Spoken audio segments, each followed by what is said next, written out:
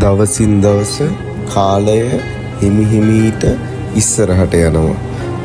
දසුන්ගේ හිත තවමත් එකම තැනක නැවතිලා. ඇයි ඇය මගෙන් ඈත් වෙන්නේ? ඒ ප්‍රශ්නය ඔහුගේ හිතට වද දෙනවා. රෑවෙද්දි සිතුමිනීට නිින්ද එන්නේ නෑ. ඇය ඇඳට වෙලා කල්පනා කරනවා. ඇගේ හිත නිතරම එකම නමකට යනවා.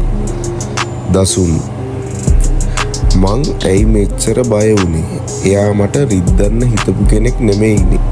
ඒ සිතුවිල්ල ඇගේ ඇස්වලට කඳුළු ගෙනෙනවා. පන්තියේ අහම්බයෙන් දසුන්ගේ අත සිතුමිනීගේ අතට ගැටෙනවා. ලෝකෙම නවතිනවා වගේ දෙන්නටම දැනෙනවා.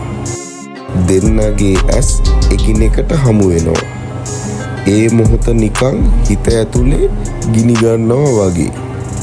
සිතුමිනී මදක් හුස්ම ගන්නවා. දසුන්, ඒ ඇය ඉස්සල්ලාම දසුන්ගේ නම කිව්ව පළවෙනි පාර. දසුන්ගේ මුළු හිතම කම්පනයට පත් වෙනවා. ඇය තවත් කතා කරන්න සූදානම් වෙනවා. නමුත් බය ආදරයට පෙර ඉස්සරහට එනවා.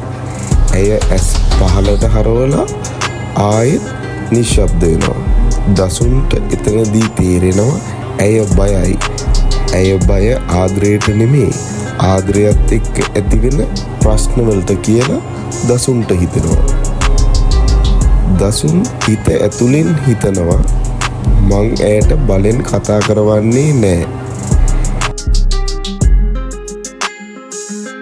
ඒත් ආදරය ගිනි පුපුළු වගේ. එය වරක් ඇවුලුනහම ආය නිවෙන්නේ නෑ.